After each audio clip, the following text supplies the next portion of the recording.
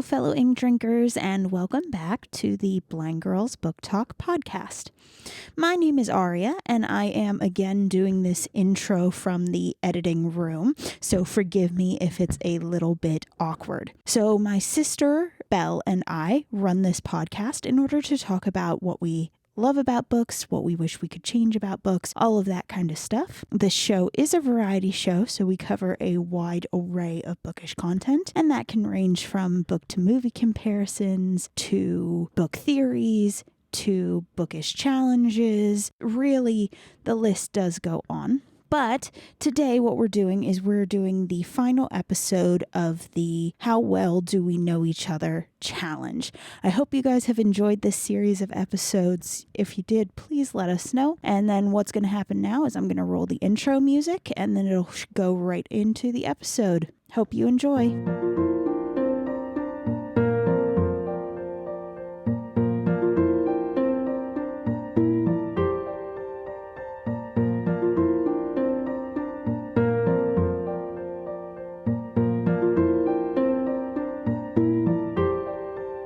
So the next one is kind of like a split. I wasn't sure which to go for. Okay. So it's least favorite genre / biggest book turnoff. Okay. So your least favorite genre is definitely fantasy. And your biggest book turnoff. Well, I've sure, yeah, I'll give it to you. I feel like if it's like uber romantic, you're just kind of like, good God, no. Yeah, that was my other thing. Yeah. Because here, I will give you 2 points. Okay, good. If you can get, well, you get 1 for the fantasy. Yeah, I get 1 for the fantasy. You won't have to answer the biggest turnoff Okay. of a book for me. Okay. If you can guess the only type of romance books I'll read. Like, what does it have to kind of be about? Ooh. Okay, hold on. You have to guess what I'm thinking. Come on. No pressure or anything. You have to get that one. Okay, so for you to read a romance book, okay, because there's a couple ways that my brain is going right now, right? Because I know that you are kind of like me in that you will read books that do have romance elements to it, as long as it is not like the main focus. Yes, but I'm talking about like books that you would find in the romance section. I mean, you like the contemporary ones, like me. There is a specific type. If the romance book deals with this in some way, I will read it. Or you have a higher chance of getting me to read it. Oh. Mm-hmm. Oh, what is that? I don't think I know. And it's not a trope. No, okay, let me rephrase that. It has to deal with 2 things. One or the other. Well, okay. I'll give you the point if you could get either one. Okay, well, first of all, I know that if it's some sort of like Pride and Prejudice clone. No, I'm not even counting those as romance. Because my Pride and Prejudice retellings are completely different. The frick frack is it? It's one of 2 things. What? Do I have you so confused? Yeah. Think of my romance shelf. I'm thinking of it and I don't see anything that connects them. Oh my goodness. I got nothing. I don't get the second point. What is it? It's anything that has to deal with like bookish. Oh, okay. In the title. Okay. Or like anything related to that. Or it has to be that the female lead is like super smart. Only time you'll probably ever get me to read romance. All right, fair enough. That is not as easy as you thought it was. I thought it would be because if you look at my thing, it's a lot of like... No, that's not as easy as you thought it was. Well, I mean, I'm thinking of the titles, and it's mainly a lot of the titles are either scientific math puns or off the page or the bookish crush or something like that. So okay. I thought you would have got that. Okay. All right. Now for me. Do mine.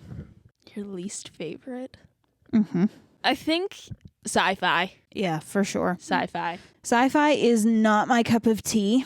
Yeah, you don't like sci-fi. Mm-mm. That is the one that it's a hard pass for me. I mean, there are some sci-fis that can be good, but it's like very, very rare for me to find a sci-fi that I'm like, yes. Yeah. Now and your biggest book turnoff. Yep. I feel like for you, it's the writing. Yeah, I mean, you aren't wrong because there are a lot of books that if I can kind of get into, I don't want to say in the mind space of the author because that's not what I do, but like if I can get into that flow of the writing, I'm there, right? Mm-hmm. But if the writer just kind of either it's like super choppy or it just doesn't make sense, like things that don't track, that's where I'm just kind of like, oh, I'm out. You know what I mean? Like that's where I start getting like, And when things get a little bit too crazy for their own good, that's another one.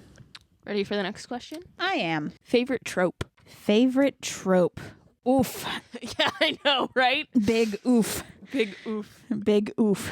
And I don't even know if this is a trope, but you really like kind of like very strong, independent female lead kind of tropes or stories. Like those ones where they're just kind of like, for lack of a better term, badasses. I'm going to give you that considering one of my shelves is just categorized as the badass shelf. Yeah, the female badass shelf. The badass woman shelf. Yeah, that is very much true for you.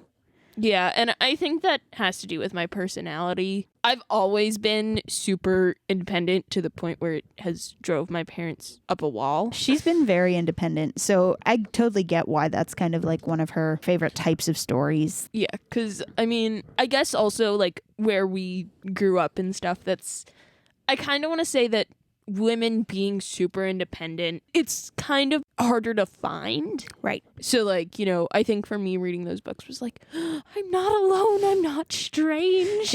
Yeah, very much so. All right, what do you think mine is then? There's a couple that this could be actually. Magic.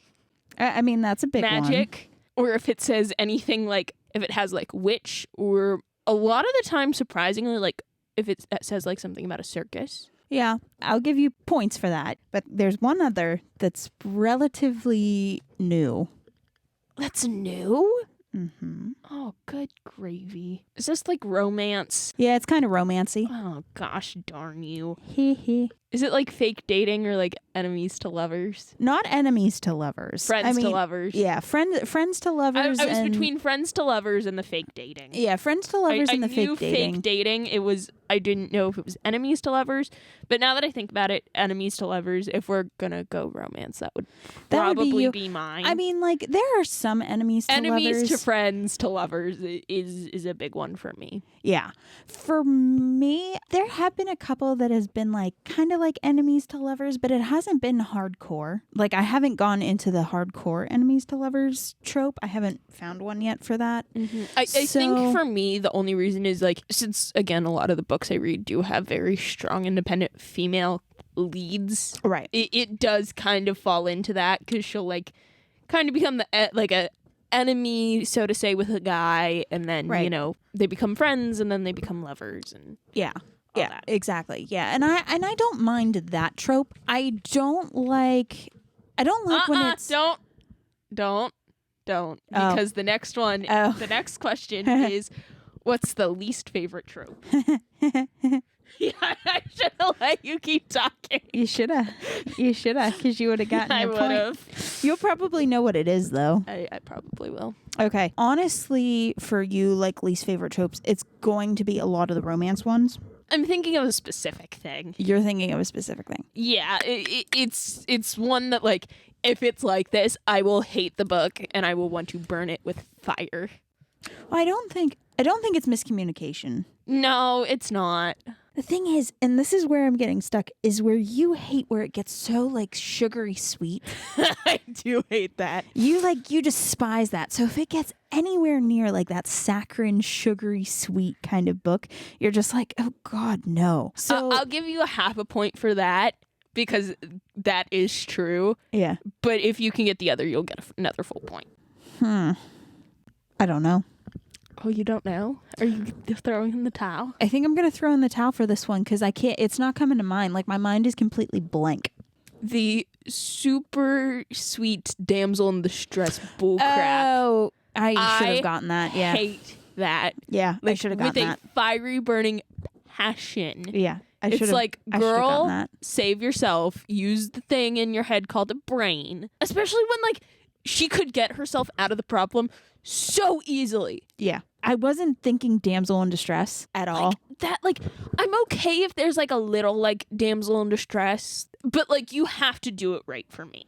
Right. Yeah, there's a line for you. Because like I don't like mean to say like I absolutely hate when the guy saves the girl. Like no, that's not what I'm saying. No, it's more like if she can save herself and she doesn't and she just waits around for the guy, then that's what bothers you. Yeah. Whereas like if she continually saves herself and works to save herself and she finally gets herself in a corner that she can't get out of, and then he kind of comes in and swoops her up and saves her, then you're okay with it because it's so like my best thing I think is in the Storm and Silence series by Robert Thayer. The heroine Lily is kidnapped because the enemy thinks that Ambrose is in love with her. And so she's kidnapped. And they were prepared for this. Like, yo, you are in danger. And she's left alone in a shack with a guard. And she hides a gun within her dress, completely knocks the guy out with the butt of her gun, takes his clothes, puts them on under her dress so she's not freezing because it's the middle of winter. And then she goes and hides behind a wood pile with her gun and just waits. And then finally, like, after, some time, Ambrose shows up and she, like, doesn't even, like, go up and be like, yo, I'm here. She waits till he finds the guy. All of his men leave and she approaches his horse, gets on his horse and whistles and gets his attention. And she's like, well, sir, what took you so long? Yeah. I'm just like, yes, go. Yeah. So, what do you think for mine? I think for you, a big one would be like, one of them dies. Oh, yeah. You hate that. Oh, yeah, that's a big one. There's another big one that's kind of in that vein, too.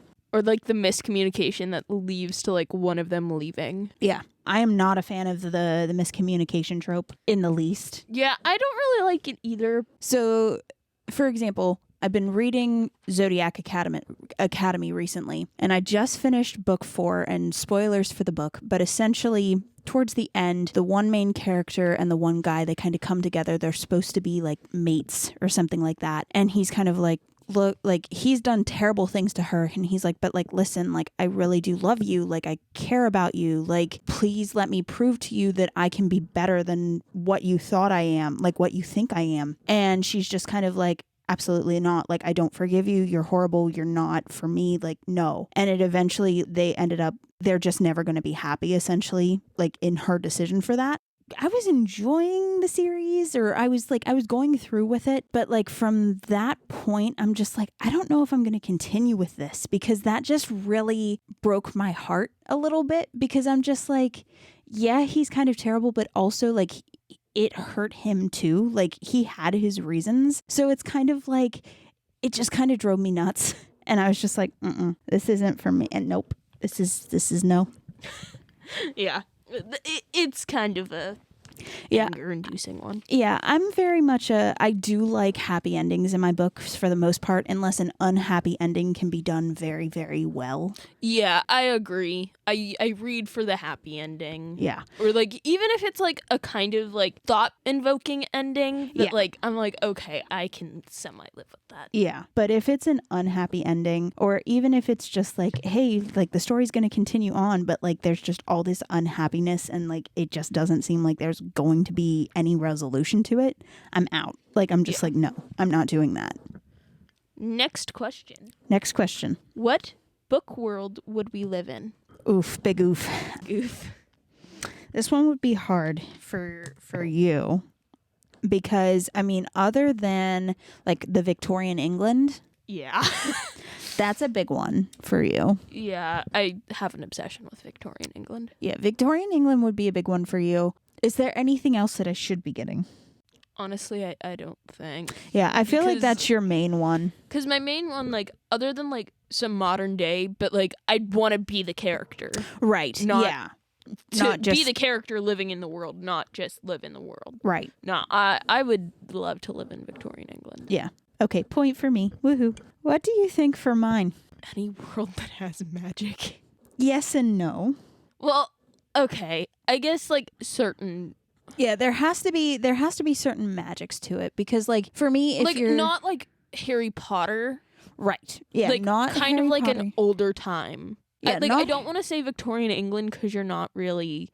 Well, no, but there is something that you could probably figure it out going off that vein, if you know me. I mean, you do like the 20s.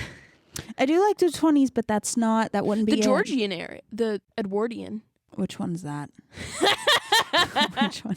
I forget every single time. That would be like Night Circus. Yeah. I mean, Night Circus would be a good place where I would love to be in that circus, man. Like I would love it.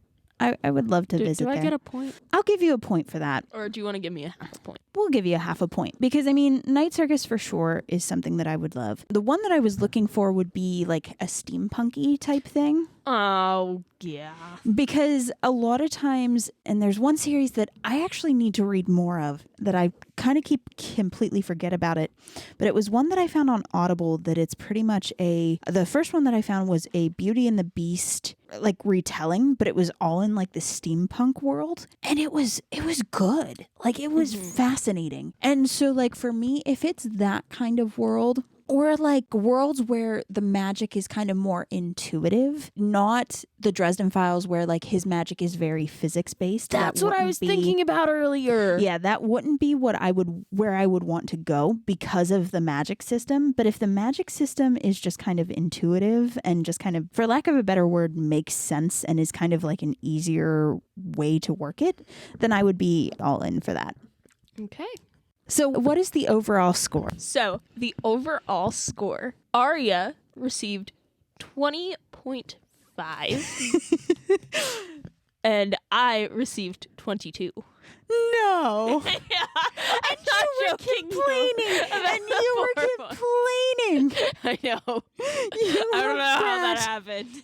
You little brat. No, because it was the last 3 that really bumped me yeah. because I would get the 2.